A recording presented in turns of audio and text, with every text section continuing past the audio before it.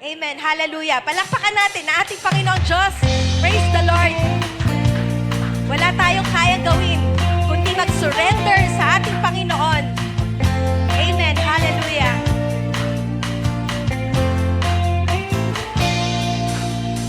Mahal na mahal kita, Panginoon.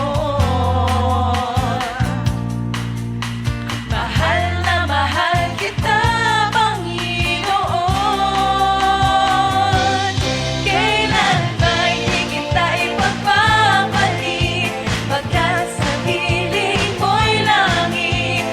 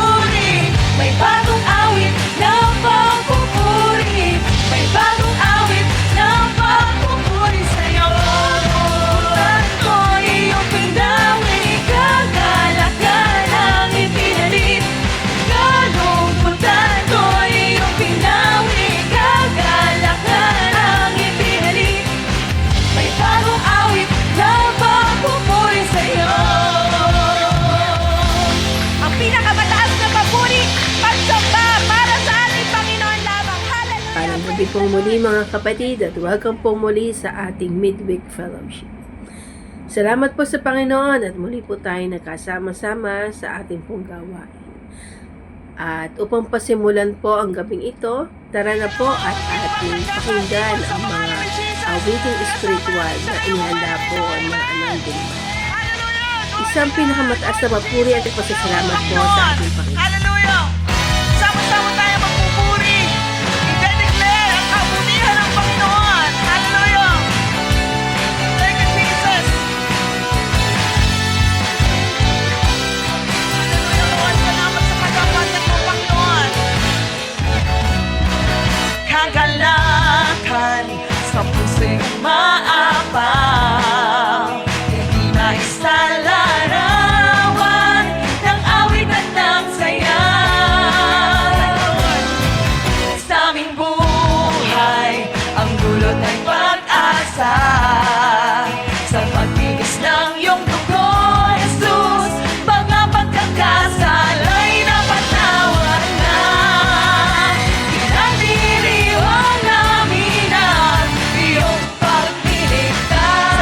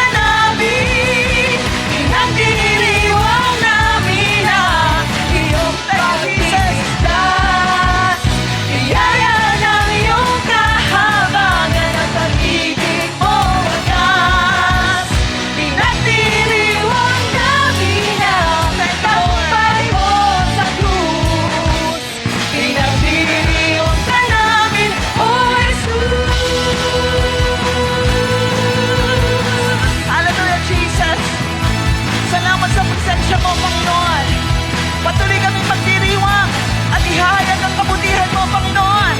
Hallelujah! Oh, thank you, Jesus!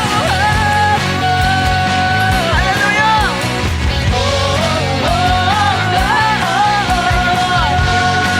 Hallelujah!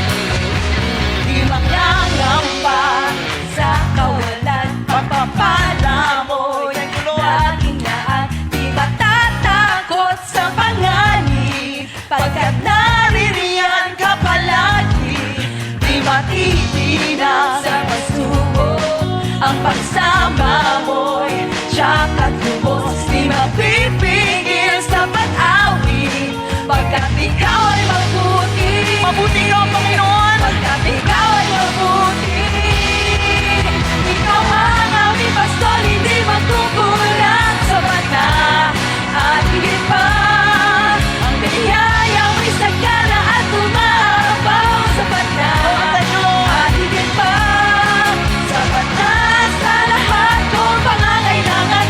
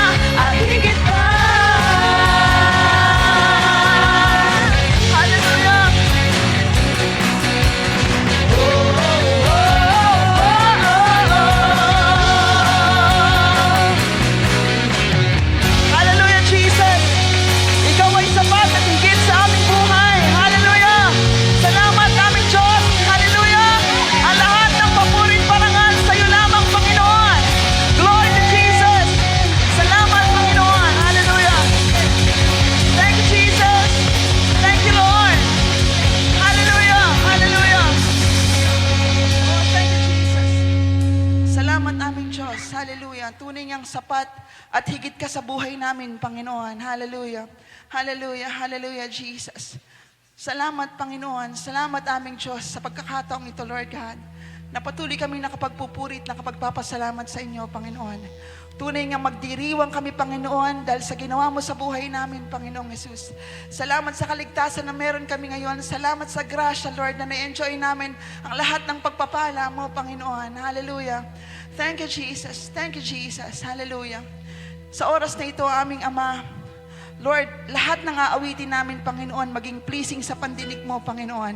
Ito yung pagpapahayag namin kung gaano ka namin kamahal, kung gaano kami nagpapasalamat at nagpupuri, Panginoon, sa kabutihan mo, aming Diyos. Hallelujah, hallelujah, hallelujah, hallelujah. You are far beyond compare, Panginoon. Salamat sa pag-ibig mo. Salamat, Panginoon, na hindi man kami karapat-dapat sa araw-araw, pero patuloy mo kaming iniibig, pinagpapala, iniingatan, Panginoon. Hallelujah. Thank you, Jesus. Thank you, Jesus. And we want to take this opportunity, Panginoon, na makapagpasalamat at ibalik yung kadakilaan, Panginoon, yung papuri, yung pagsamba na karapat-dapat lamang sa inyo. Hallelujah. Hallelujah, Jesus. Hallelujah, Lord. Hallelujah. Mga kapatid, sa oras na ito, let us take this opportunity to praise the Lord. Ibigay natin yung wagas na papuri, parangal para sa Panginoon. Huwag nating hayaan na lumipas ang oras na ito na hindi natin masampit yung papuri, hindi tayo makapagpasalamat sa Panginoon. He's been good to us. Napakabuti ng Panginoon. Napakabuti ng ating Diyos. Hallelujah, hallelujah, hallelujah, hallelujah. Kaya sa oras na ito, sama-sama tayong magpuri, sama-sama tayong magpasalamat, sama-sama nating damhin ang presensya ng Panginoon. Nandirito si Jesus. Nakikita niya kung anong pagsubok na pinagdaraanan mo ngayon. Nakikita ni Jesus kung ano yung sitwasyon mo ngayon. Pero ang mahalaga, kapatid, sa oras na ito, ibalik natin yung wagas na papuri para sa Panginoon. Hallelujah. Hallelujah. Hallelujah. He will take care of everything. Hallelujah. Kung ano man yung pinagdadaanan natin, hallelujah. Hallelujah. Huwag tayong magsasawang magpuri at magpasalamat sa Panginoon. Jesus is always in control. Hallelujah. Salamat, salamat aming Diyos. Hallelujah. Kaya sama-sama tayong umawit, magpuri at magpasalamat sa Panginoon.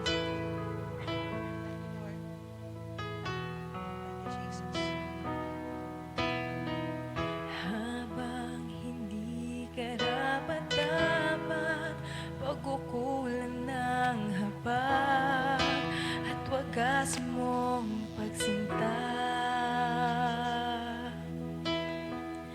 Habang walang kakayanang masuklian ka ng mabuti sa lahat mong ginawa. Niyakap mo ako sa aking karumihan. Inibig mo ako nang di kayang tumbasan.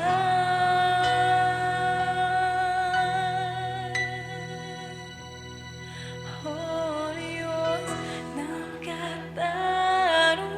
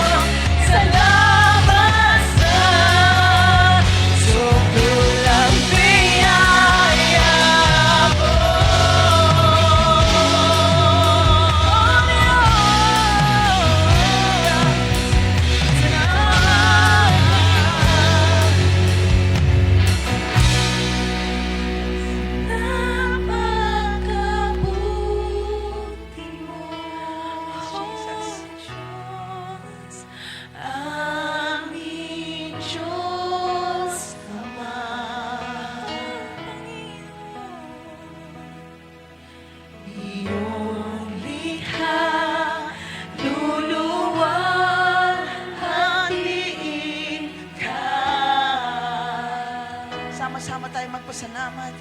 Hallelujah. Napakabuti mo. Jesus. Hindi ka nagbabago.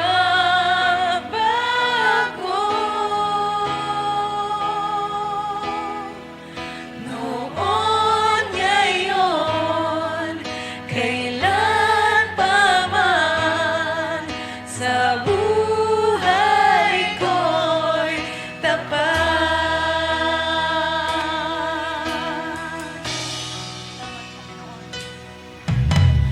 Diyos na napakabuti, sa'yo ako'y lumalapit. Walang kabanay, pag-ibig mong tunay, kadalanan at papuri, sa'yo lamang lahat.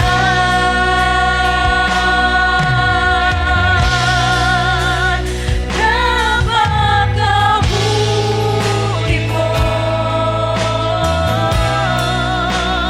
aming Diyos Ama.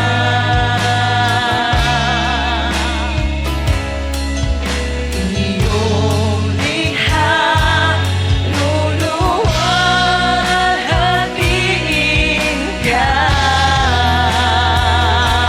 Oh, napakabuti mo. Napakabuti mo. Hindi ka nagbabago.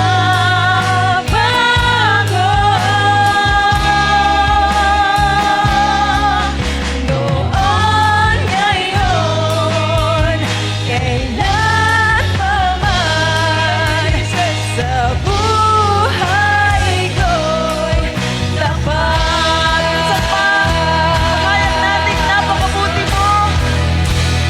Napakabuti mo, aming Diyos Ama.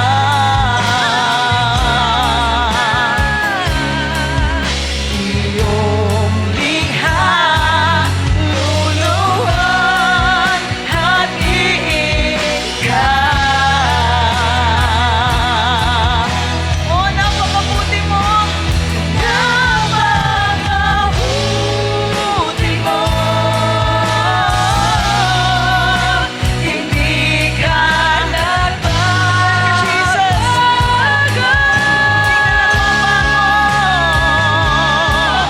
Noon, ngayon, kailan pa man, sa buhay ko'y tapat.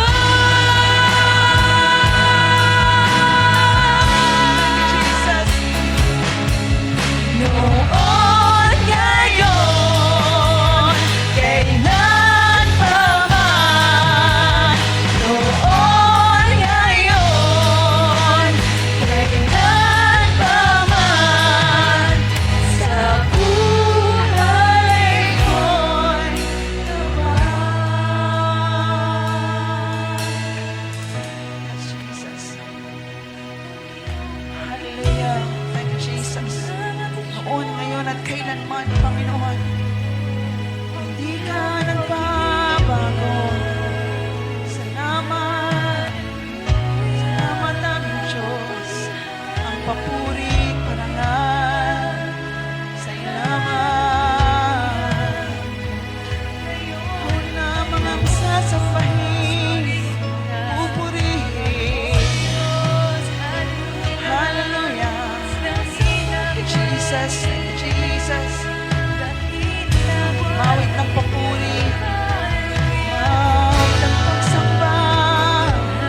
Hallelujah, hallelujah. Itaas natin ang ating tinig sa pagpupuri sa Panginoon. Hallelujah.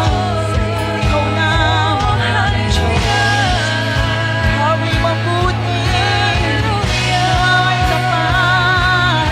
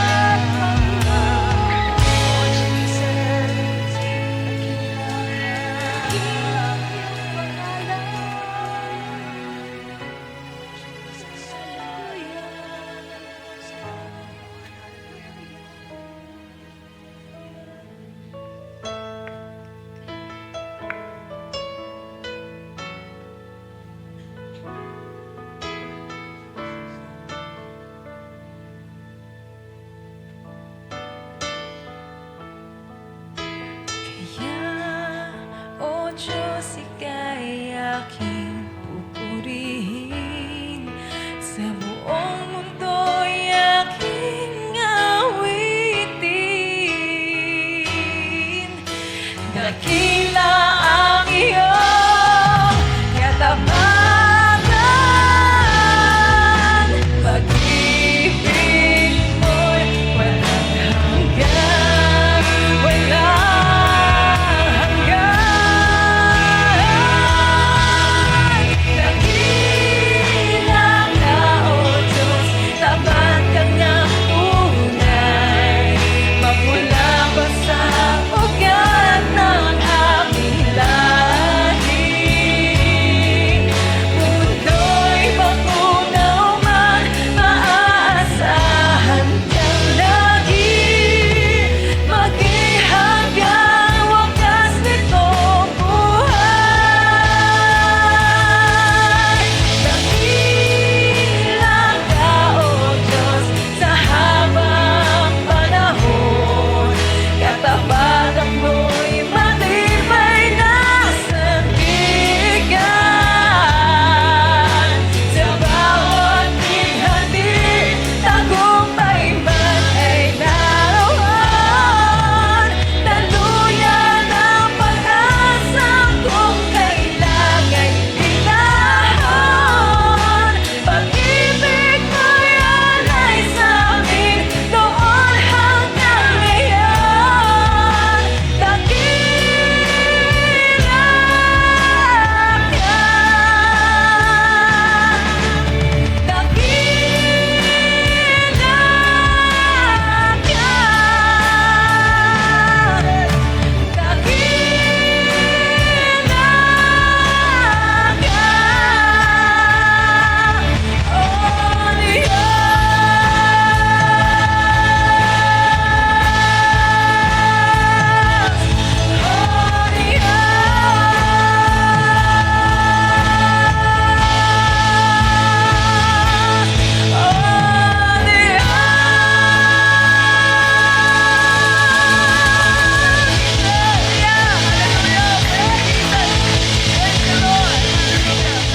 Tayo po ay dadako na sa pinakamahalagang parte po ng ating gawain, ang pakikinig po ng mga salita ng Panginoon.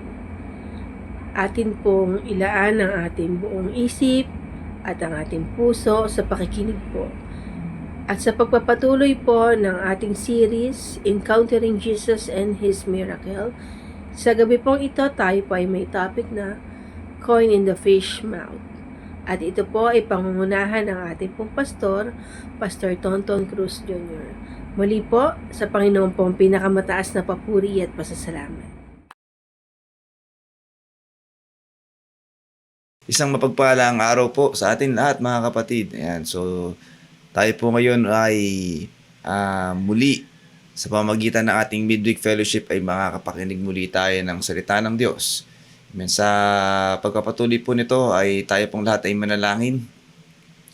Aming Ama, kami po ay patuloy na nagpupuri sa iyo at sumasamba, nagpapasalamat sa mabiyayang araw na ipinagkaloob mo ngayon, sa panibagong lakas, panibagong buhay, pag-asa, kagalingan, kasagutan sa lahat ng aming mga problema, sa aming mga pagsubok, sa lahat ng tulong na pinagkaloob mo sa amin. Lord, maraming salamat sa pag-iingat, sa pagbibigay sa amin ng mahabang pasensya, sa kagandang loob na pinapadama mo sa amin sa bawat oras. Lord, thank you. At nawa ay sa buhay namin at sa araw na ito, nang mula pa kanina ay nang umawit kami ay nabigyan ka namin ng pasasalamat sa pamamagitan ng mga awitin, sa pamamagitan ng amin ng mga pusong may pagpupuri sa iyo. Maraming salamat, O Diyos. At dalangin namin, Ama, sa oras na ito ay ibuhos mong yung karunungan sa iyong tagapagsalita upang maunawaan namin mabuti ang lahat ng nais mong iparating sa amin. Lord, tulungan kami ng Espiritu Santo. Ibuhos mo ang Espiritu Santo sa bawat taong nakakapakinig nito upang mas lalo naming maintindihan ang bawat mensahe na nais mong paratingin sa amin. Maraming salamat, O Diyos, at walang ibang maitaas na pangalan kundi ang pangalang Jesus lamang. Ito ang aming dalangin sa pangalan ni Jesus. Amen and Amen. Amen. Thank you, Lord. Praise the Lord. Yan, tuloy po muli natin ng Panginoon. Hallelujah. Hallelujah. Yan. So muli sa mapagpalang araw po sa ating lahat, mga kapatid. At sa gabi na ito, sa araw na ito ay papag-aralan natin yung topic na the coin in the fish's mouth. Okay, so nandun pa rin po tayo sa encountering Jesus and His miracles. Amen. So nawa ay sa mga napakinggan na natin the last few weeks tungkol doon sa mga miracles na ginawa ng Panginoong Hesus ay mas lalong nabubuo yung pananampalataya natin. I mean, mas tumitibay yung ating pananampalataya na even we face impossible things. Sa tingin natin, mga imposible na, diba? Mas lalong tumatag yung pananampalataya natin na there's still hope. Diba? There's still a way. Amen. At masasabi natin, miracles, diba, do happen, okay, sa pamamagitan ni Jesus Christ. Amen. So, nawa ay sa pamamagitan nito, mas lalong tumatatag yung pananampalataya natin kay Jesus Christ. No? Mas lalo tayong nagtitiwala sa Kanya. Amen. At hindi lang naman yung mga kwento o yung mga nangyari sa Biblia, diba, yung mga na-experience o yung mga nasaksihan natin na mga miracles. Even doon sa mga buhay natin, diba, sa buhay ng mga kapatid natin, na-experience natin at nakita natin, nasaksihan natin kung paano kumilos ang Diyos. Amen. Tunay po na talagang, sabi nga ni Nora Honor, walang himala, pero meron. Okay, meron po. Amen. At yan po ay magagawa lamang sa walang hanggang kapangyarihan ng Panginoong Hesus. Amen. So yan po ay ma-encounter natin yung miracles na yan if we encounter Jesus Christ. Amen. So sa oras na ito, sa araw na ito, pag-usapan natin yung the coin in the fish's mouth. Okay, so nung nakita ko to, talagang meron palang ganun, ano. So nung inaral ko, kakaiba nga pala talaga. Kakaiba talagang gumawa ng miracles ang Lord, no. So doon sa mga hindi natin inaasahan, mas doon pa gumagawa ang Diyos ng mga himala, no. So ito po yung mababasa natin sa Mateo chapter 17 verse 24 to 27. Okay. So basahin po natin, mga kapatid. Pagdating nila sa Capernaum, si Jesus Christ po, nilapitan si Pedro ng mga naniningil ng buwis sa templo at tinanong siya, "Hindi ba nagbabayad ng buwis ang guro ninyo?" "Oo," sagot niya. Pagpasok niya sa bahay, nauna nang nagsalita si Jesus. "Ano sa palagay mo, Simon? Kanino naniningil ng buwis ang mga hari sa lupa? Sa kanilang mga anak o sa iba? O sa ibang salin, dayuhan? Sa kanilang mga anak o sa mga dayuhan o sa iba?" "Sa iba," sagot ni Pedro. At sinabi ni Jesus, "Kung gayon, hindi saklaw ng buwis ang mga anak.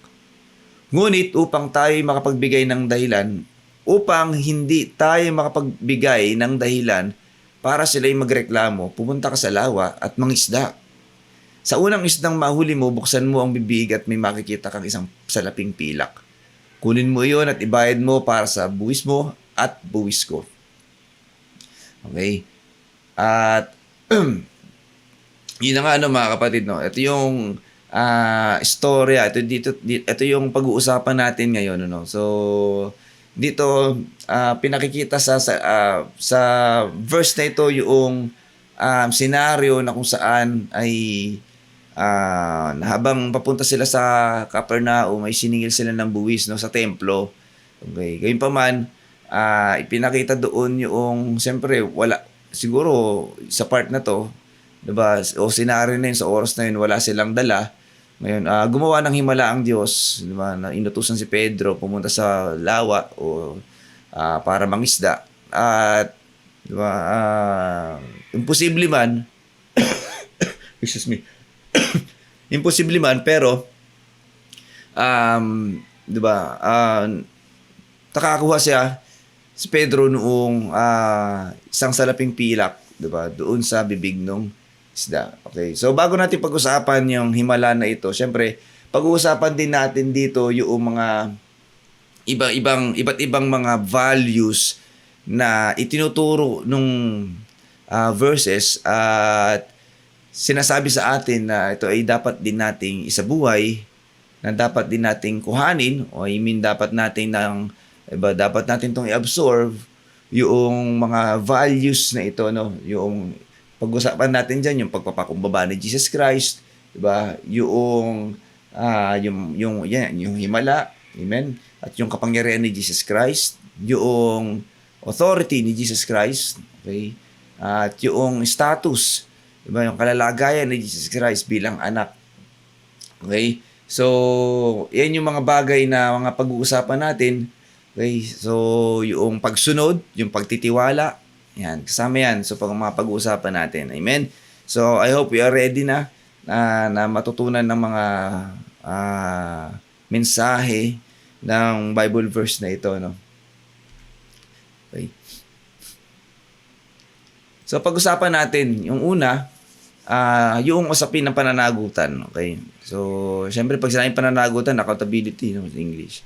So, doon sa senaryo, di ba, doon sa pangyayari na ito, merong buwis, di ba? May buwis na involve doon sa kwento at sinisingil sila.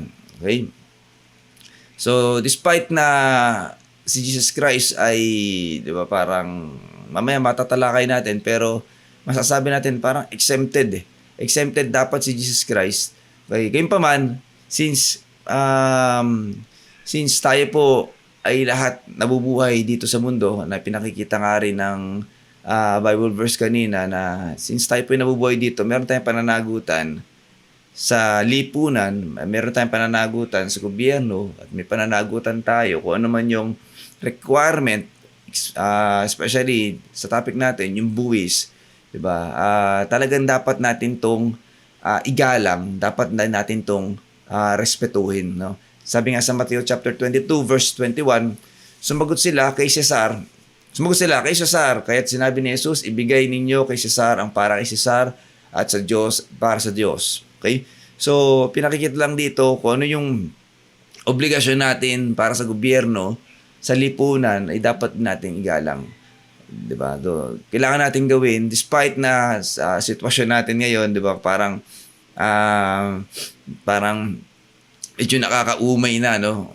Para magbayad ng buwis, diba? Parang bayad ka ng bayad, ilang taong kang nagtatrabaho, yung bonus mo nabubuwisan pa, yung mga overtime mo nabubuwisan pa, diba? Lahat-lahat na, night differentials, lahat na. Tapos doon nga, ang sakit na mahirap na Tapos malalaman mo pa yung mga buwis natin, di ba? Parang, hindi pala parang tunay na nakukurakot lang. Amen? So, nakakalungkot at nakakainis, di ba? Para naisip at makita natin na ganun lang ginagawa ng government sa atin. Okay? So, despite that, mga kapatid, still, pinapaalalahanan tayo ng Diyos na this is biblical, di ba? Kung ano yung obligasyon natin para sa gobyerno, kung ano man yung parang, di ba? Kung ano man yung gawin nila diyan, at least para sa atin bilang mga Kristiyano, ginagawa natin kung ano yung obligasyon natin, ginagawa natin kung ano yung dapat. Amen? So, kung ano man yung gawin ng gobyerno dun sa tax natin, it's up to them. Kung ito'y nakawin, sige lang. Amen? So, bahala sila. Sila naman na magsusulit. Amen? So, wala naman tayong, sabi nga natin, wag parang tinuturo sa atin dito, wag na nating mahalin yung pera. Diba? Na at the end of the day, iwanan din natin yan Okay? So, ang mahalaga mga kapatid, gawin natin kung ano yung obligasyon natin. At tingnan natin, di ba? Hindi naman tayo pinababayaan ng Panginoong Jesus despite na, sige sabihin natin, napakalaki ng tax, ang dami, pero sa kabila nun, diba, hindi naman tayo nagkulang, hindi naman tayo pinabayaan ng Panginoong Jesus. As long as ginagawa mo yan para sa Kanya, do it.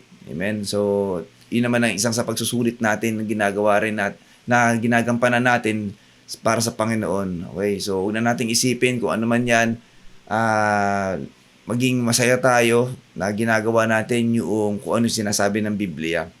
Okay? So, ayan, sabi nga, kung ano ang kay Cesar, ibigay kay Cesar. Para sa Diyos, ay para sa Diyos. Amen. So, naalala ko yung tinuro din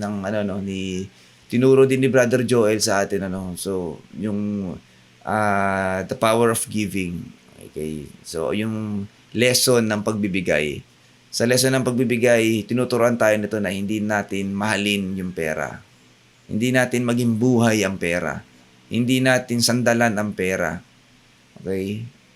Na kaya tayo nalulungkot kasi napakalaki ng tax, nahihirapan tayo. Kumbaga parang pag nagbayad tayo, nagagalit tayo kasi nga nag-iiba yung pagpapahalaga natin sa pera. Okay? So, don't get me wrong mga kapatid na mahalaga ang pera pero hindi dapat talaga natin itong maging Diyos, maging Panginoon at maging buhay natin. Amen. Okay? So, ito yung tinuturo din sa atin. Ako, personally, talagang naiinis din ako, nauumay din ako dun sa mga nangyayari. Pero, syempre, wala naman tayong magagawa. So, ini-internalize ko na lang, nagre-reflect na lang ako despite ba ng mga buwis na naibayad ko. Okay, lalo nung kumuha kami ng bahay, ang lalaki ng buwis. Parang sinasabi ko, may matitira pa ba sa atin? Meron pa bang meron pa ba tayong ipagpapatuloy once na nabuo yung bahay? Meron pa ba? So, kasi nga, pag-aayos pa lang ng mga papeles, may mga under the table pa para lang mapabilis. Yung under the table na yun, malalaki din yung hinihingi. Okay, so isipin nyo kung gaano kakurap ang mga ahensya ng gobyerno natin. So talagang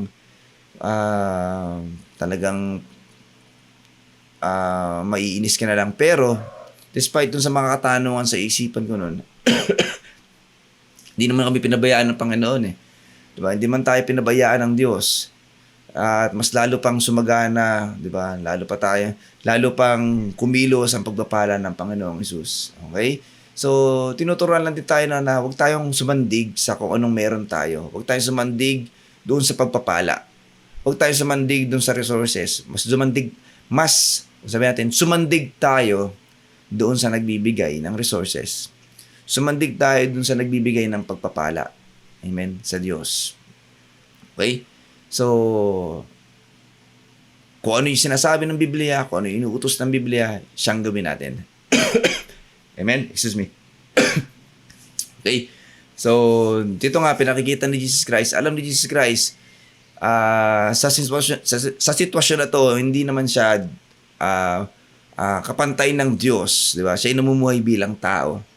At bilang namumuhay bilang tao, naunawaan din niya na meron siyang obligasyon. Amen? So, kaya, tinuruan at inutusan niya si Pedro na kumuha o mangisda para makakuha ng salaping pilak. Okay? Pangalawa, mga kapatid, na ituturo sa atin, ang prinsipyo ng pagiging anak at kalayaan. Okay? So, tinanong dito, ni Jesus Christ si Pedro, ano raw sa palagay mo? Kanino naniningil ng buwis sa mga hari sa lupa? Sa mga anak ba o sa iba o sa mga dayuhan? Sabi ni Pedro dito, sa iba. Sinabi ni Jesus kung gayon, hindi saklaw ng buwis ang mga anak. Okay? So dito, pinakikita kasi ni Jesus Christ dito na mga kapatid na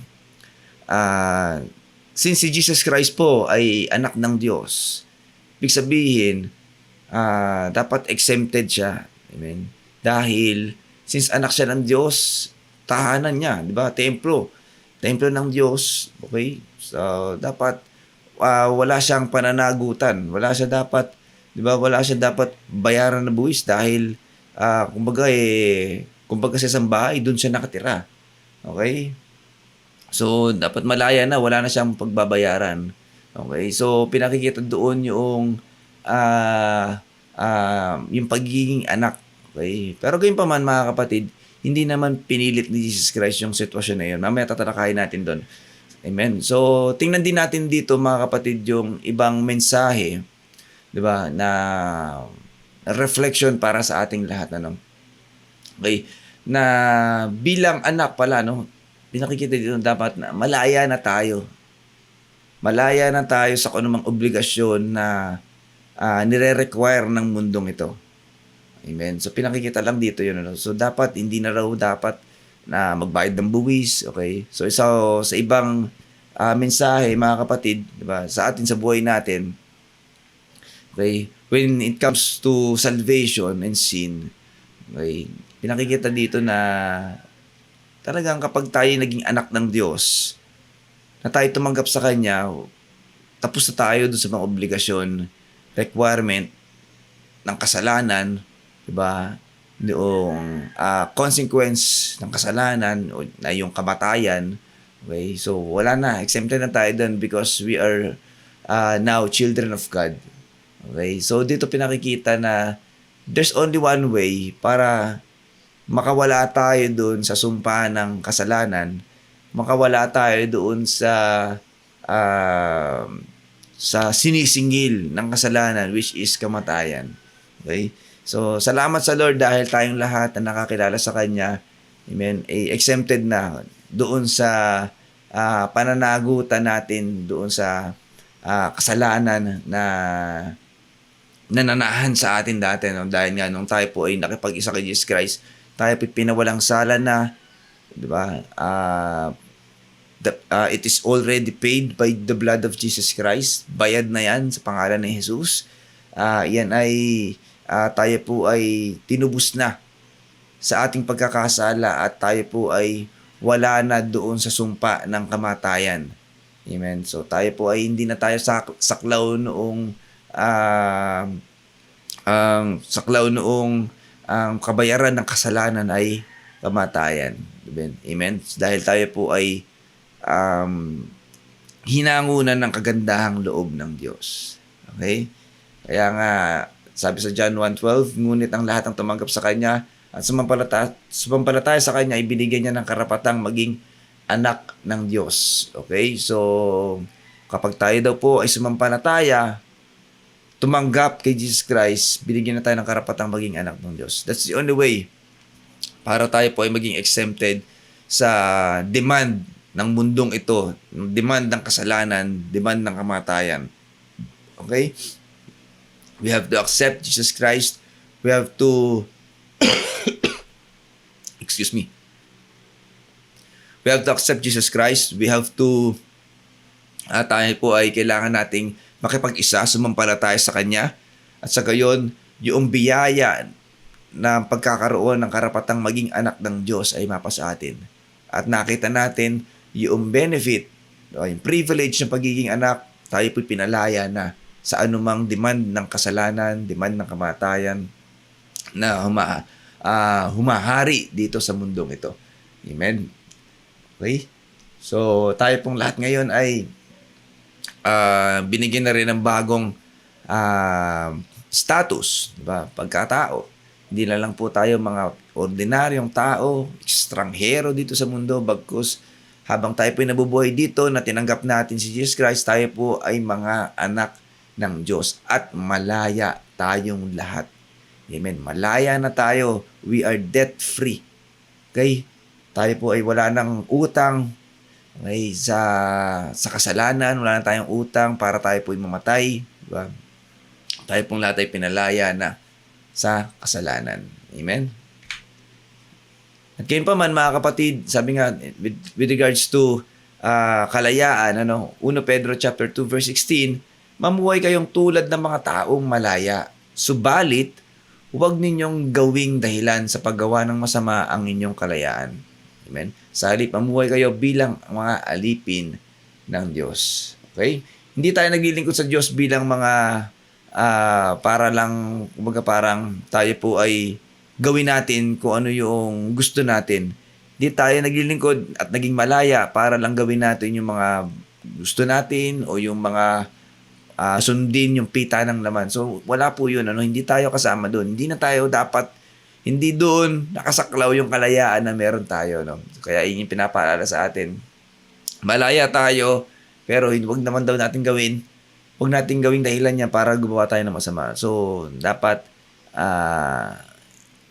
we strive, diba? Holiness, we pursue holiness, diba, sa buhay natin instead of, diba, i-take for granted o diba, parang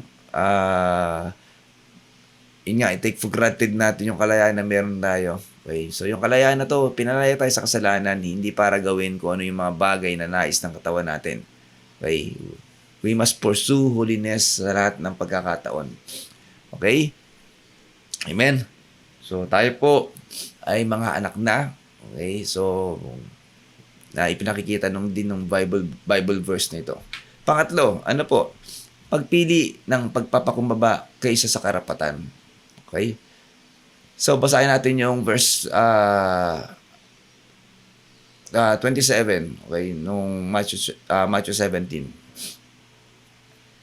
Okay? So, pinakita kanina, di ba? Dahil nga, pinakita ni Jesus Christ, anak siya, hindi rin siya saklaw ng buwis. Gayunpaman, ang sabi rito, verse 27, ngunit upang hindi tayo makapagbigay ng dahilan para sila ay magreklamo, pumunta ka sa lawa at mangisda. So, ibig sabihin, pinakikita dito na, gayunpaman, despite na sa pagiging anak at malaya niya, di ba?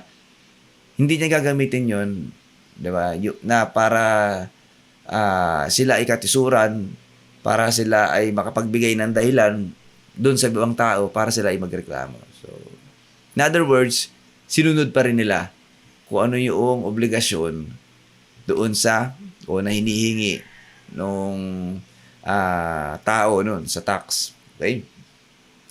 So, pinakikita dito na kahit na si Jesus Christ, anak ng Diyos, may karapatan siyang hindi magbayad, pero isinantabi niya yung karapatan na yun. Isinantabi niya yung kanya estado niya, yung pagiging Diyos, at pinairal yung humility o yung pagpapakumbaba na para sila ay hindi makatisuran. Amen?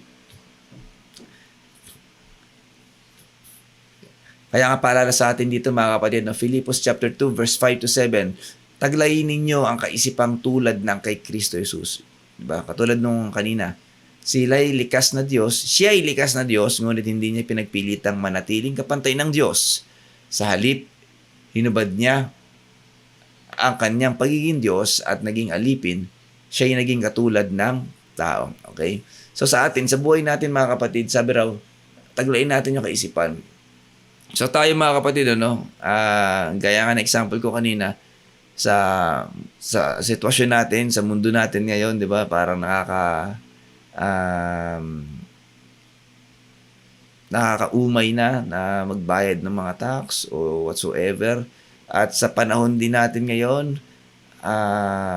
full of entitlement na ang tao, no? 'Di ba? Parang kung ano yung title mo, kung ano yung profession mo, siyang pinagyayabang natin, 'di ba? Katulad lang, recently, minapanood ako, parang nag-road rage na naman. Kesyo abogado daw siya, may karapatan na siya manutok ng baril. Kesyo abogado siya, may karapatan na siya manakit.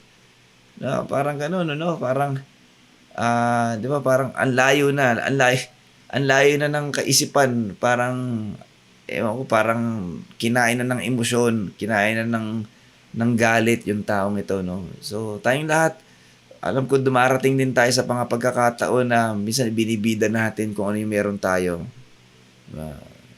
Hindi, manager ako. Attorney ako, engineer ako, teacher ako. Diba? Dapat palusutin mo ako dito. Okay. Minsan, yun yung binibida natin, So, naalala ko dati, kapag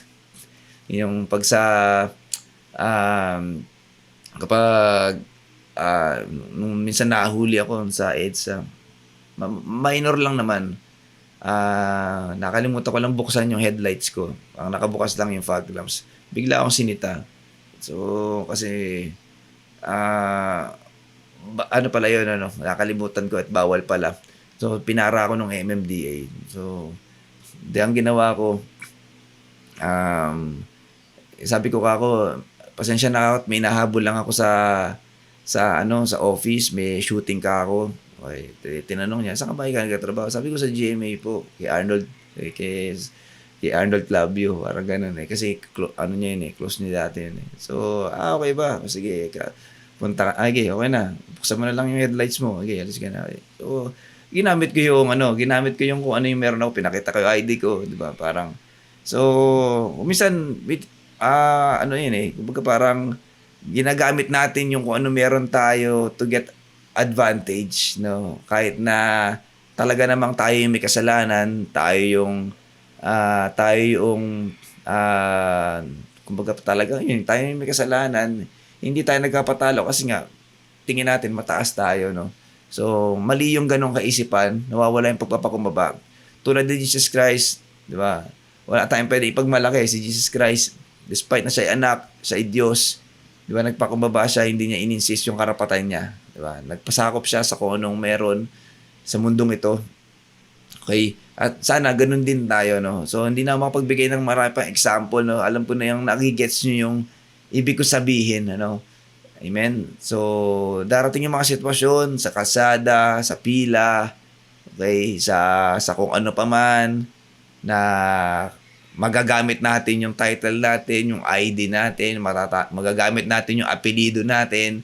Okay? So, nawa ay alisin natin yung mga ganung bagay, no? So, kung makakatisuran lang din tayo sa gagawin natin na pagmamalaki ng kung anong meron tayo, wag na lang. Wag na natin gawin. Amen? Dahil ayaw natin makatisuran tulad ng dahilan ni Jesus Christ na wag siyang hindi sila maging dahilan para ang tao ay magreklamo. Okay? Akala ko ba Kristiyano? Akala ko ba pastor yun? Bakit? Diba? Bakit parang nangaargabyado? Diba? Diba? Parang lumalaktaw. Okay? Okay? So, wag na sana, no? So, pagpapakumbaba kaysa karapatan. Yan ang pairalin natin. Amen? John 13:14-15, kung ako na inyong Panginoon at Guro ay naghugas ng inyong mga paa, dapat din ninyong hugasan ng paa ng isa't isa. Ibinigay ko ito bilang halimbawa upang inyong gawin ang aking ginawa. Okay? So, pinapakikita lang din dito yung pagpapakumbaba. No? Okay? So, ano pa man yung trabaho, title, position na meron tayo, okay, hindi dapat natin gawin yan para tayo po ay maging mapagmataas. Amen? At ang paalala sa atin, Roma 12:10, mag-ibigan kayo bilang magkakapatid kay Kristo at igalang ninyo ang isa't isa ng higit sa inyong sarili. Amen?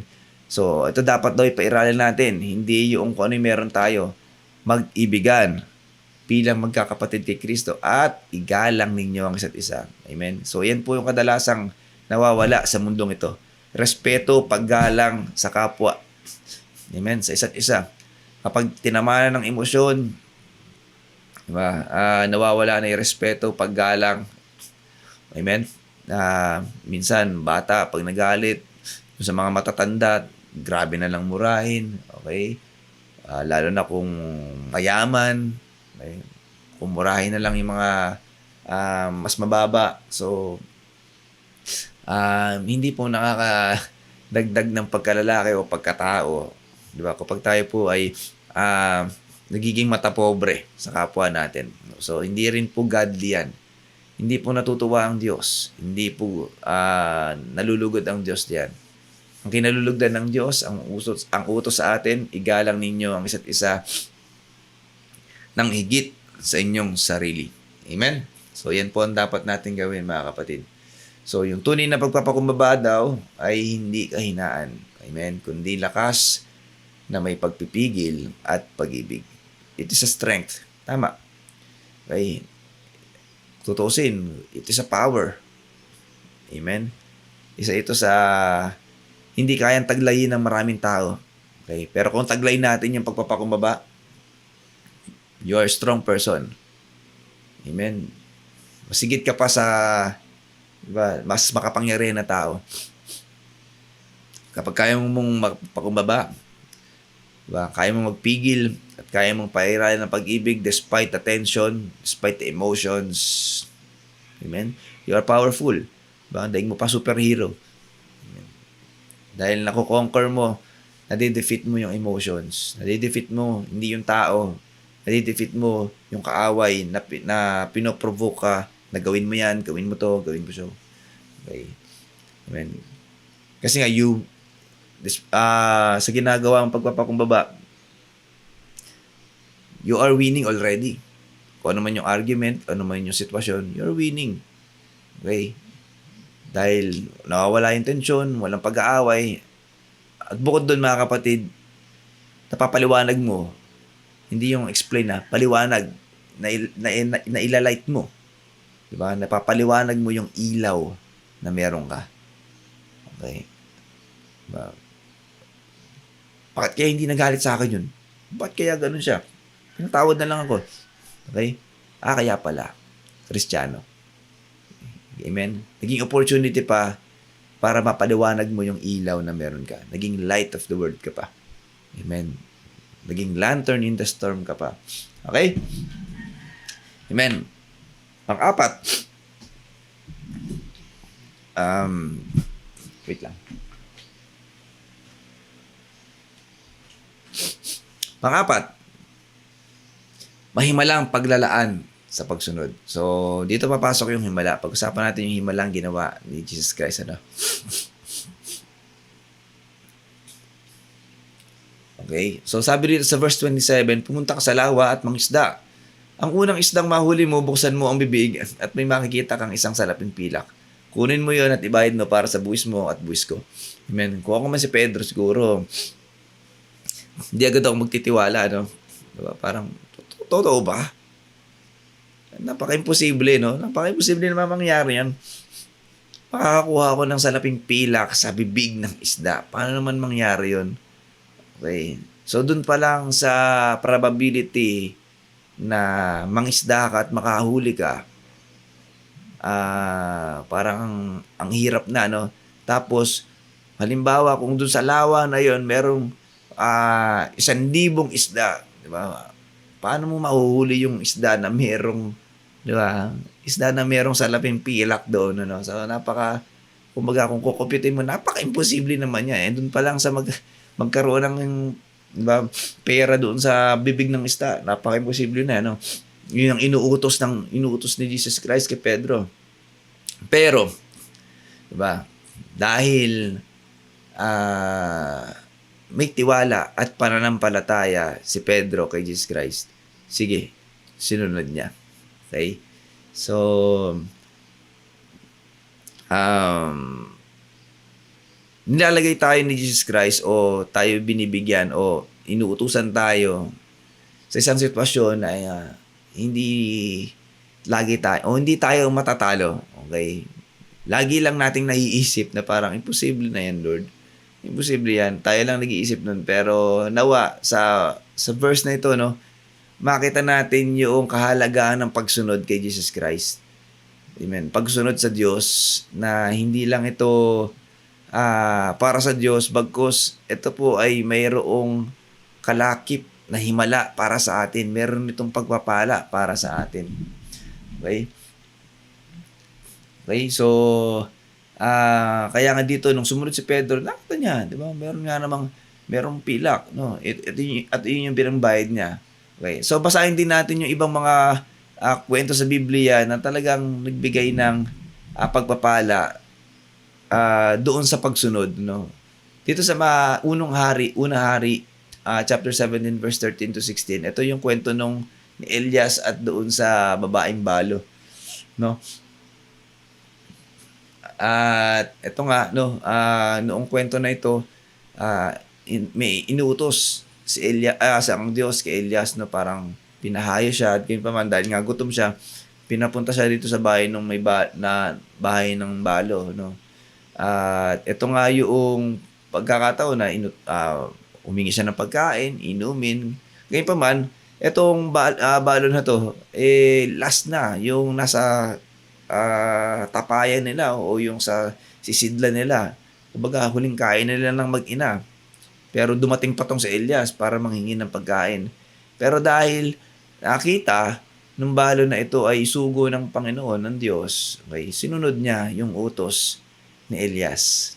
Okay? Na inuutos ng Diyos na pakainin din siya. Okay, so despite na ma-enjoy na lang nila yung last meal nila bago sila mamatay. Kumbaga parang nawala pa, no? Pero kahit na gano'n na nangyari, sinunod niya ang Diyos. Okay? Kaya naman, sabi rito ni Elias, huwag ka matakot. Sapagkat ganito ang sabi ng Panginoon, hindi mauubos ang harina sa lalagyan at hindi matutuyo ang langis sa banga hanggang sa araw na magpadala ako ng ulan. Okay? So, yung takot nung balo na sila ay mamamatay na lang sa gutom, 'di ba? Nawala 'yon at iyon ay nagkaroon ng assurance na mas pinagpala pa sila. Amen. Sa pinagpala sila dahil sila ay sumunod sa utos ng Diyos. Okay? Ganun minsan ng Diyos, ano? Parang, di ba ako lugi dito, Lord? Parang, wala na nga ako eh. Utusan mo pa akong ganito, utusan mo pa ako ganyan. Wala na eh. Kailangan ko magtrabaho, kailangan ko magganyan, kailangan ko na lang mag-double ng kita. Hindi mo na ako sasamba, hindi na muna ako mag-attend ng church. Kailangan ko muna mag-double kayod, gawin kong araw ang gabi, gawing gabi ang araw, yan muna ang gagawin ko. Okay? Yan ang isipan ng tao eh. Pero sinasabi ng Lord, sundin mo utos ko. Bigyan mo ko ng kaluguran. Ako ang hanapin mo. Okay? Yun ang sinunod. Diba? Diba? Nung sinunod nung balo ito, diba? Mas lalo siyang pinagpala. Yung takot nawala. Diba? Yung gutom na dapat ma-experience nila, nawala yan. Diba? So, imagine nyo kung gaano katagal yan hanggang sa magpadala ng daulan eh. Kasi tagtuyot ng mga panahon na yan. Amen? Imagine nyo, lahat ng banga, lahat ng tapayan, lagayan ng langis, lagayan ng harina, punong-puno. Amen? So, kumbaga solve na yung problema nila sa gutom. Amen? So, pinagpala nung sumunod yung baing balo, no? Meron din dito, di ba? John 6:11. Okay, verse 13. Ginawa ni Jesus ang mga tinapay, nagpasalamat at pinamahagi sa mga tao. At napuno ang 12 basket ng natitirang piraso. Okay? Okay. Napanood ko to sa napanood ko to sa The Chosen. Okay. Mas maganda, actually, mas na-appreciate ko kapag talaga movie. Okay. Hindi talaga ako palabas okay. Mas na-appreciate ko siya. So, nung pinanood ko to, may nag-donate, di ba? May nag-donate ng tinapay at isda. So pinakuha ni Jesus Christ ng maraming lagayan.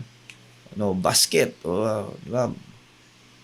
Lahat ng Tapos, nilagay ni Jesus Christ. Hinati, nilagay dun sa isang basket doon. Tapos, hindi naman nilagay yung iba. Okay, yung ibang basket. Ang sabi, pabigay nyo na. Parang sa isipan ng mga totoo ba ito? Wala nga laman to. Paano na yung pamimigay ito? Paano na yung pamimigay itong paano na ibabahagi yung basket? Paano na yung pamimigay yung pagkain? Okay, so, dun pa lang, sumunod na yung mga alagad. Diba? Bakit ako pinakukuha? Ba't tayo pinakukuha ng basket? Wala nga tayong pagkain. Okay. Pero sumunod. Kumuha sila ng maraming basket. At nung pangalawang utos, sige, pamigay nyo na ika. Paano naman? Parang, di ba, sa isipan, it's impossible. Di ba? Parang nakakaduda naman. Paano ako susunod dito? Wala nga laman. Saksi na ako Hawak ko yung basket, wala Pero, di ba, sumunod Sumunod pa rin sila. Dahil kung hindi sila sumunod, hindi nila ma-experience yung himala. Hindi nila ma-experience yung biglang nagbago yung bigat ng basket. Diba? Doon pa lang na buhatin nila yung basket at pamigay, pagsunod na yon Okay? So, nung buhatin nila yon, nakita nila, nag-iba yung bigat at nakita nila yung himala. Lahat ng basket biglang napuno. Amen? Okay, so merong pagpapala sa pagsunod. So wag natin tingnan lagi na parang imposible kapag nakikita natin to sa physical eyes natin. Tandaan natin, it is Jesus Christ who are commanding us. Okay, siya ang nag-uutos sa atin. So there's no reason para tayo po ay mag-doubt sa Kanya. Sabi nga, Jesus Christ is a miracle worker. Amen? Ano pa? Lucas 5:4-6. Diba? Okay. Sinabi ni Jesus, pumalawat kayo at ihulog sa inyong mga lambat. Ihulog inyong mga lambat. Sumunod sila at nakahuli ng pakaraming isda. Okay? So, alam natin yung kwento na to. Magdamag silang nangingisda pero wala silang nahuli. Okay? So, dumating si Jesus Christ. Sige, ihulog nyo ulit. Pwede naman silang magreklamo. Pwede silang magdahilan. Pwede silang mag-object. Panginoon, magdamag na kami. Diba? Magdamag na kami ng huli. Wala talaga Pero dahil sabi mo, sumunod kami. Diba? Sinunod nila. Okay? At nung sinunod nila si Jesus Christ, yung mga imposible, yung mga dahilan, yung mga kung ano-ano pa mga naiisip natin na parang hindi talaga mangyayari, inalis ng mga alagad yan. Dahil sabi ni Jesus Christ, ihulugan ng bat, ihulugan ng bat. And then, di ba? Halos lumubog yung bangka nila sa dami ng kanilang nahuli. Amen. So, salamat sa Lord. Di ba? Talagang hindi nabibigo, hindi niya binibigo ang bawat sumusunod sa Kanya. So, tanong sa atin ngayon, mga kapatid, okay, ano ba yung inuutos sa atin ni Jesus Christ? Okay. Tanongin din natin sarili natin, reflect tayo, obedient ba tayo sa Diyos? Sa Kanyang pinagagawa sa atin. Okay, baka pag dumating yung unos, dumating yung hangin, dumating yung mga problema, baka ang pinanghahawakan natin ay yung strength, diskarte, kalakasan natin, talino natin, at hindi na si Jesus Christ. Okay? So, in every situation na meron tayo, laging mayroong inuutos ang Lord sa atin. Kapag nag-pray tayo sa Kanya, humiling tayo at humiling tayo ng guidance, ng tulong sa Kanya, lagi may utos yan. At I hope sa pagtatapos natin dito, makita natin kung ano yung ibig ng Diyos na gawin natin. Okay? So, mahalaga dito sa lesson number 4 natin, mga kapatid, may himala sa paglalaan ng pagsunod natin sa Panginoong Hesus. Okay? Lastly, number 5, personal at sapat na paglalaan. Okay? So, laging, pag nagpala ang Lord, laging sapat para sa ating lahat. Laging sapat yan. Tulad ng nangyari doon sa inutos ni Pedro, yung sa pasalaping pilak, enough para kay Jesus Christ at enough para kay Pedro sa pagbabayad ng buwis. Laging sapat yan. Laging hindi kulang. May nangyayari higit sa pangangailangan, higit sa ina-expect natin. Amen? So, laging laging sapat na at higit pa doon sa ating pangangailangan. Okay? Exodus chapter 16 verse 18, isa nung sitwasyon na nangyari sa mga Israelita noon. Okay? Nang sukatin nila ang kanilang natipon, ang marami ay walang labis at ang kaunti ay walang kulang. Okay, na tong story na to, mga kapatid, kung babasahin natin to, ito yung kakaalis lang nila sa Egyptian o sa Ehipto.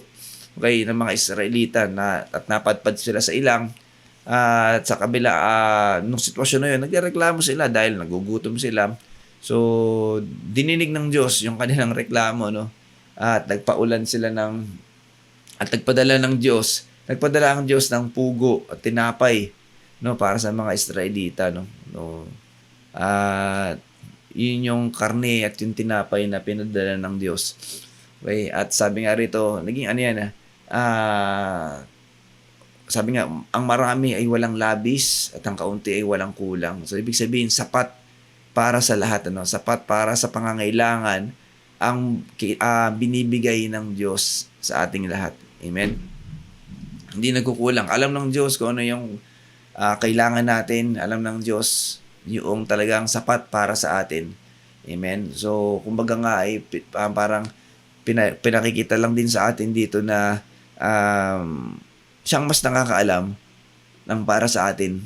Okay? Ang mahalaga, laging may provision ang Diyos para sa ating lahat. Okay? So, minsan kasi pag tayo nananalangin, pinangungunahan natin ng Lord. Diba? Lord, bigyan mo ko ng ganitong amount, bigyan mo ko ng ganitong pagpapala, bigyan mo ko ng ganito.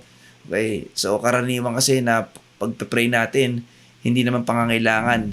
Diba? Minsan kagustuhan na lang din at iba yung motive ng puso natin. Hindi motibo ng puso natin, sa paghihiling natin na yan. So, yun yung kuminsan na ipagpapray natin, So, pero salamat sa Lord dahil Jesus Christ is all-knowing God, omniscient God, alam niya yung sapat para sa atin. Okay? Kaya kung minsan kapag wag nating tingnan na parang yung pinagpipray natin, hindi yun yung dumating, diba? Na ito yung dumating, pagpasalamat natin sa Panginoon kasi siya mas nakakalam. ito yung mas nakakabuti para sa atin. Amen? Ang mahalaga, dyan, nagpo-provide ang Panginoong Jesus para sa atin. Amen? Ang sabi niya sa unang hari, chapter 17, verse 6. Okay? Ito naman yung inutusan ng Diyos, si Elias, di ba? Na magtago sa batis ng karit. Okay, karit. Doon siya pinagtago. Okay, at doon sa batis na to, doon siya uminom, doon siya sinusuplayan ng Diyos ng pagkain niya, no? Dinadalhan siya ng uwak, ng tinapay at karne tuwing umaga at gabi at umiinom siya sa batis. Amen. Imagine niyo do, okay, gumawa pa ang Diyos ng kapag sinabi na I will provide you all your needs, okay, sa kahit anong paraan pa yan, ipoprovide ng Diyos. Dito sa sitwasyon ni Elias, imagine nyo, uwak ang nagdadala ng tinapay at karne. Diba? At yung tubig naman, nagbumula dun sa batis. So, talagang malahimala talaga kung gumawa ang Diyos ng paraan para sa ating lahat. Sometimes, pag nag-pray tayo, ang ina-expect nating pamamaraan, yung pamamaraan na naisip natin. Kaya kung minsan nadi-disappoint tayo, kaya kung minsan naiinip tayo, kaya kung minsan parang na-out of focus tayo kasi hindi pa nangyayari. Dito tayo nakaabang Ito pinag-pray natin, dito tayo nakaabang. Ito yung pamamaraan na nakikita natin na gagawin ni Jesus Christ, pero pinangungunahan lang pala natin siya. Iba pala yung way. Kaya di natin nakikita kasi dito tayo nakatuon. Okay? So, when we pray pala, when we, di ba, hiniling yung tulong ng Diyos, okay, ang bubuksan pala dapat natin yung mata ng pananampalataya. Hindi yung physical eyes natin. Mata ng pananampalataya. Lord, ano yung pamamaraan mo siyang mangyari? Okay? Tingnan natin, kumikilos na pala ang Diyos, di natin napapansin kasi dito tayo nakalingon. Amen. So, pagtiwalaan natin kung ano yung pamamaraan ng Diyos, himalang gagawin niya para sa ating lahat. Amen. Okay. So, imagine nyo, uwak. Nagdadala ng karne at tinapay kay Elias. Okay. Baka bukas, diba, kalabaw sa labas ng bahay nyo. Diba? May dalang Noche Buena. Diba? Ayos yun. Hindi, joke lang. No. So, tingnan natin kung ano yung mga pamamaraan ng Diyos. Ang mahalaga, di ba, maging grateful tayo sa bawat araw. At manalig, magtiwala sa pamamaraan ng Diyos. Ito kasi yung dapat nating din tingnan, hindi man masasayang yung pagtitiwala kasi nga, ang Diyos ay tapat. Amen. Ang Diyos ay tapat. Never pa nabigo ang Diyos sa kanyang pangako. Never pa ang Diyos na nabigo sa kanyang mga anak. Amen. So, yun yung panghawakan natin. Though it tarry, it will surely come. Amen. Ikalawang Korinto chapter 12 verse 9. Ngunit sinabi niya sa akin, sapat na sa iyo ang aking biyaya, sapagkat ang aking kapangyarihan ay ganap na nanahayag sa kahinaan. My grace is sufficient for you. Amen. Isa yan sa panghawakan natin. Amen. Wala na. Sapat na ang biyaya ng Diyos. Ano man yung tanggapin natin, ano man yung dumating sa atin, ito ang biyaya ng Diyos. Ito yung nakikita niyang sapat para sa atin. Ito yung nakikita niyang biyaya para sa atin. Siyang nakakaalam. Ito yung para sa ating kabuti. Amen. So, ipagpasalamat natin yan. Okay? Amen. So, yan. Ipagpasalamat natin sa Panginoon yan. Okay? So, lastly mga kapatid, Matthew 6:31-33. Okay? Kaya huwag kayong mag-alala sa kung anong inyong kakainin o isusuot. Sa halip, pagsikapan ninyo ang paghahari ng Diyos at ang kanyang kalooban at idaragdag niya sa inyo ang lahat ng ito. Amen. Mga kapatid, ito yung utos sa atin.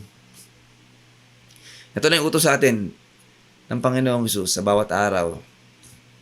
Pagsikapan ninyong ang paghahari ng Diyos. Pagsikapan ninyo ang paghahari ng Diyos at ang kanyang kalooban. Amen? Yun yung dapat nating sa buhay. Yun yung dapat nating i-pursue sa bawat araw. Okay? ito yung utos sa atin. Napag-aralan natin kanina, may pagpapala sa pagsunod kay Jesus Christ. Amen. So kung babasahin natin to yung buo, di ba? Ito yung mga nangangamba, nababalisa sa inumin, sa kakainin, sa daramtin. Okay?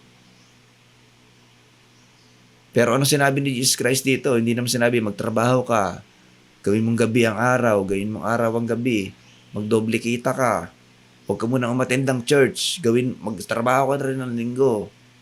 Okay? Mawalan ka na ng araw, ng oras sa Panginoong Hesus, ilaan mo sa trabaho. Hindi yun ang sinabi ng Diyos. Hindi yun sinabi ni Jesus Christ.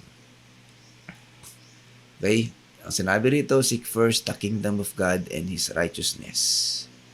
Seek first the kingdom of God and His righteousness, and everything shall be added unto you. Okay? Yun ang sinasabi sa atin at inuutos sa atin ng Diyos. Sinasabi kay Pedro, mangisda ka sa lawa, sundin mo. Ito yung sinasabi sa atin, seek first the kingdom of God and His righteousness, and everything shall be added unto you. Amen? Tunay po ang Bible verse na to. Amen. May pagpapala po sa pagsunod at may pagpapala po kung nagahari ang Diyos sa buhay natin. Okay? So, sa pagtatapos mga kapatid, so tingnan na lang din natin yung mga aral, ano? Okay? Pinakikita sa atin dito, no? Na itinuro sa atin na yung kalalagayan natin. Diba? Bilang anak, tayo po'y mga malaya na. Okay? Na kung pagdating sa kasalanan, tayo po'y malaya na. Pinalaya na tayo ni Jesus Christ. At dahil nga po, ay, since malaya na, dapat tayo ay hindi na nabubuhay sa takot. Tayo nga po dapat ay nabubuhay na sa pag-asa dahil tayo po ay kay Jesus Christ na. Okay? So, bagaman nakakaramdam tayo ng takot, pero dapat iniwawaksin natin yan. Kung nakakaramdaman tayo ng takot, ipanalangin natin. Diba? Itaas natin sa Panginoong Hesus. At siya ang pag-asa natin. Siya ang solusyon. Siya ang provider. Siya ang healer. Diba? Siya ang sa lahat ng pangangailangan natin. Siya ang kailangan natin, mga kapatid. Amen? At gayon pa man din, diba? Tinuturo din sa atin yung pagpapakumbaba na dapat hindi natin pairalin kung ano man yung status natin na meron dito sa mundo. Pairalin natin yung pagiging Kristiyano, pagiging anak ng Diyos. At ang pagiging anak ng Diyos ay mga mapagpakumbaba. Amen? Okay? At yung kahalagahan din, di ba? Pinag-aralan din natin kahalagahan ng pagsunod. Na sa pagsunod, meron tayong pagpapala, okay, sa Panginoon. Okay. Hindi tayo lalagay sa sitwasyon o iutusan ng Panginoong Hesus na para tayo matalo.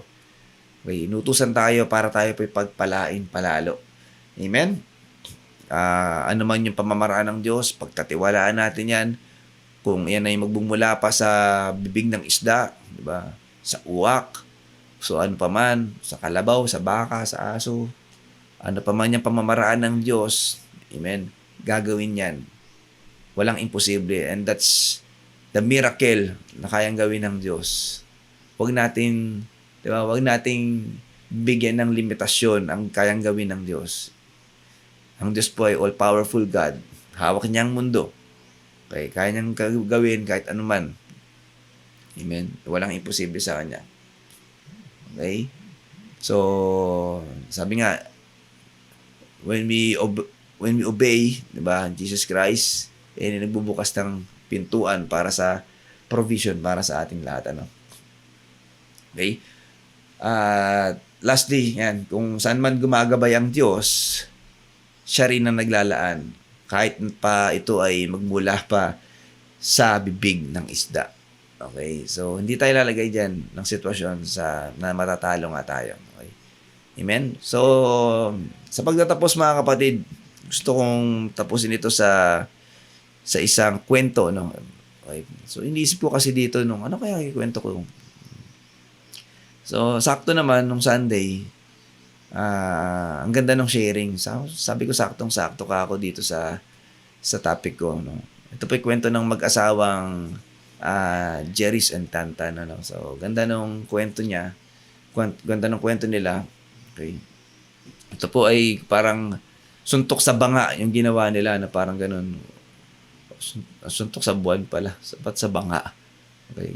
Kasi banga, tapayan. Diba? Sisidlan eh. Okay. Mapupuno kasi. So, hindi ko na masyadong dedetalyihin, So, bubuod ko na lang din base sa pagkakaunawa ko, pagkakarinig ko. So, sila po ay bumukod na, bilang mag-asawa. At isa sa concern nila ay yung financial.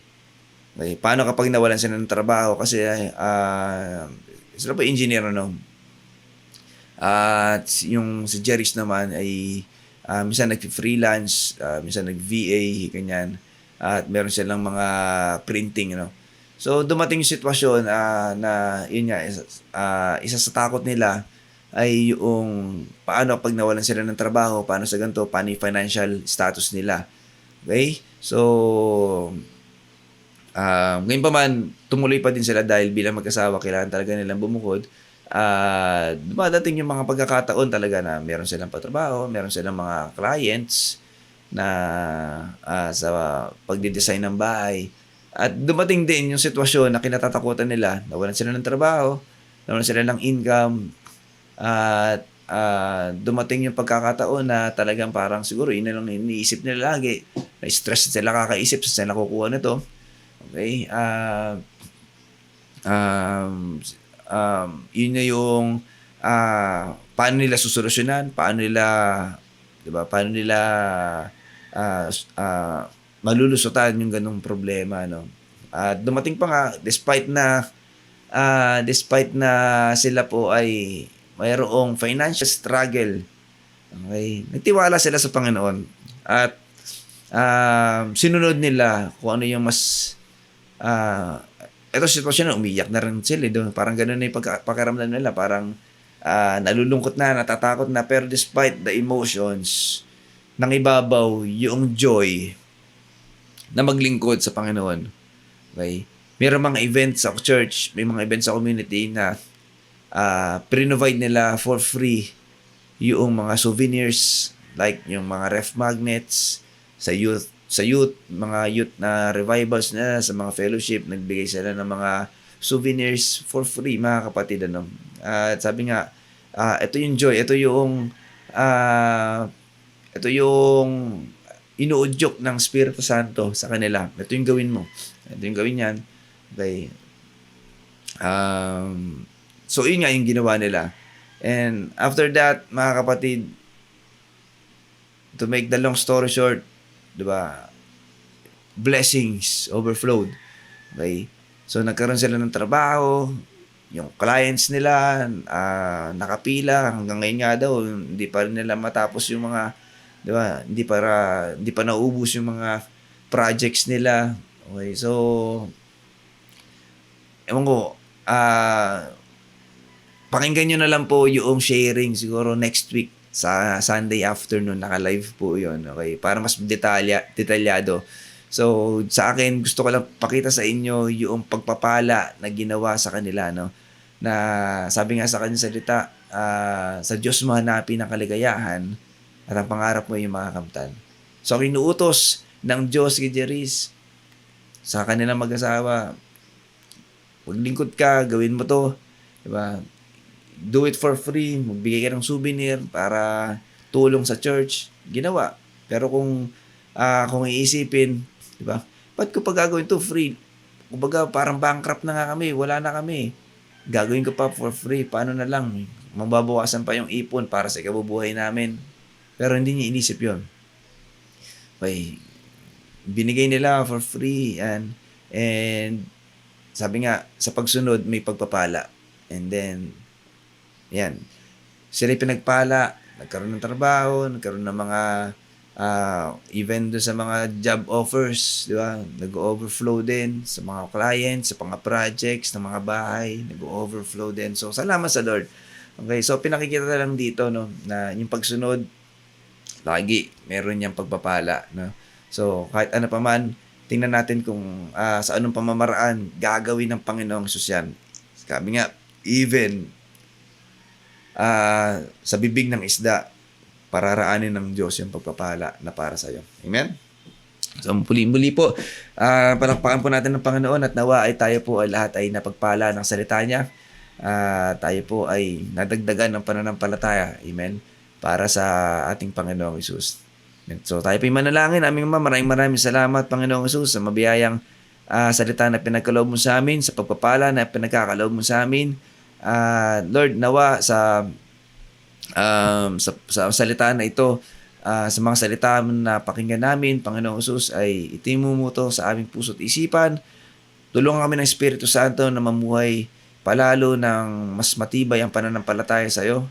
Lalo na sa mga sitwasyon kami po ay namumroblema, na may pagsubok, financially man, emotional, physically, mentally, Panginoong Hesus, relational, ano man yung sitwasyon namin. Lord, alam namin, meron kang pagpapalang at himala na kayang gawin para sa aming o sa mga problema na ito, sa sitwasyon namin ito. Lord, tulungan mo kami na mas lalo pang magtiwala sa iyo kahit na sa tingin namin ay imposible.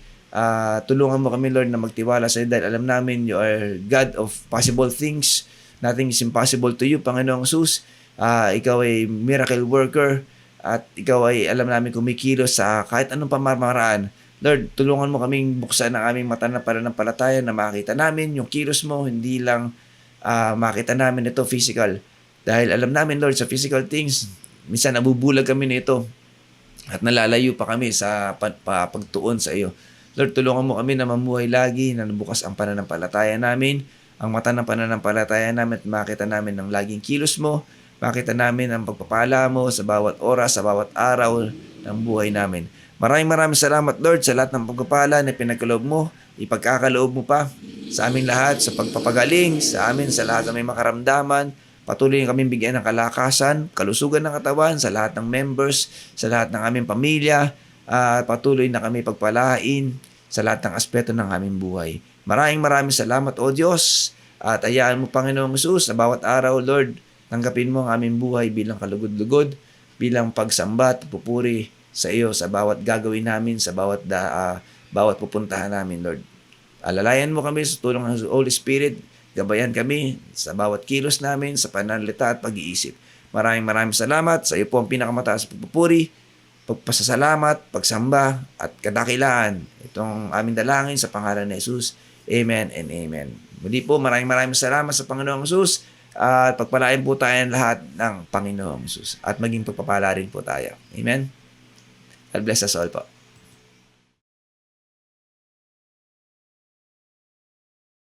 Po, ang mga napakinggan po nating mga salita ng Panginoon ay tumimo po sa ating puso at isipan. At maging daan din po tayo sa pagbabahagi ng mga ito sa ating kapwa. At upang may pagpatuloy po ang mga ganitong mga gawain, ating po suportahan ng mga gawain po ng ating community. Every Wednesday po ang ating midweek fellowship from 6 to 8 p.m. Ang ating pong youth fellowship every Saturday po from 5 to 6:30 p.m. And ang ating pong Sunday fellowship, 2 sessions po, AM session from 9 to 11 a.m. And ang PM session po is from 2 to 4 p.m. Sa community po natin, ang pastor natin, mahal natin. Ang community po ang lingkod, mahal natin. Pamilya natin, mahal natin. At ang tema po ng taon, tapat na lingkod ni Kristo, buhay na patay. Muli po, isang mapagpalang gabi po sa bawat isa.